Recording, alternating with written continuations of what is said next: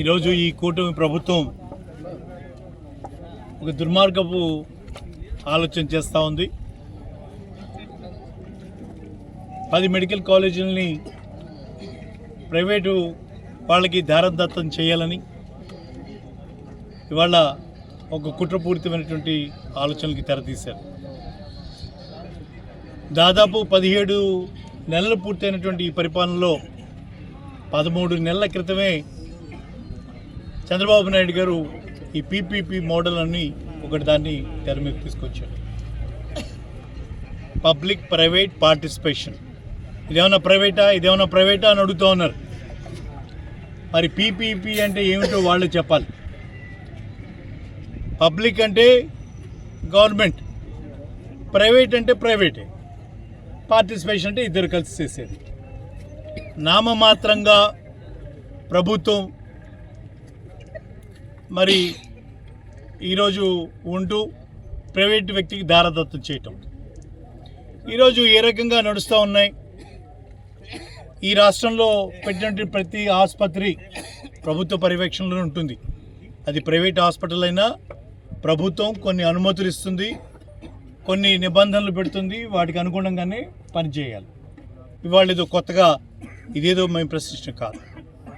అది పూర్తిగా ప్రభుత్వ రంగంలో ఉంటే దానివల్ల జరిగేటువంటి మేలేంటి, ఎందుకు మనం ప్రభుత్వ రంగంలోనే ఉండాలని మనం కోరుకుంటా ఉన్నాం మీకు తెలియాలి. లేకపోతే వాళ్ళ మన జగన్మోహన్ రెడ్డి గారు చేసినటువంటి ఇంత పెద్ద సాహసం స్వతంత్రం వచ్చిన తర్వాత ఈరోజు దాకా ఈ రాష్ట్రంలో ఉన్నటువంటి మెడికల్ కాలేజీలు 11.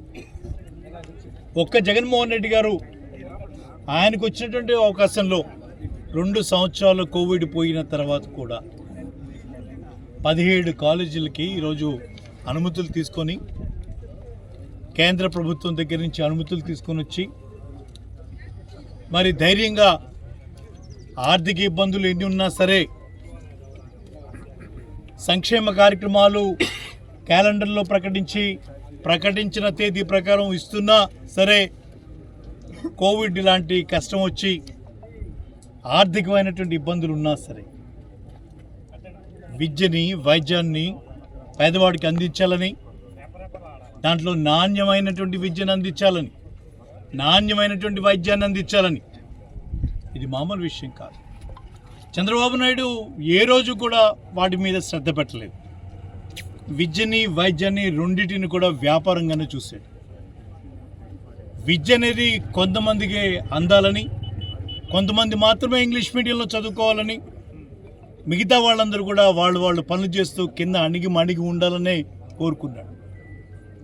విద్యని వైద్యాన్ని ఎప్పుడు కూడా సామాన్యుడికి అందించాల్సినటువంటి బాధ్యత ప్రభుత్వం మీద ఉంటుందని ఆయన ఏ రోజు అనుకోలేదు.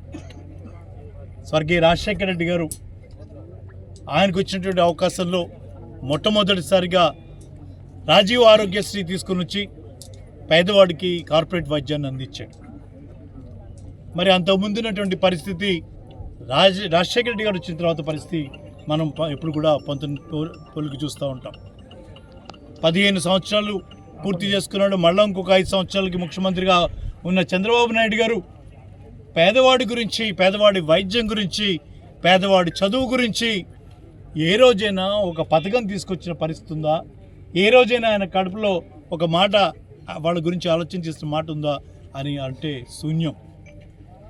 మోసపూరితమైనటువంటి మాటలు, చేతగానటువంటి హామీలు చేస్తమే ఆయన నైజం.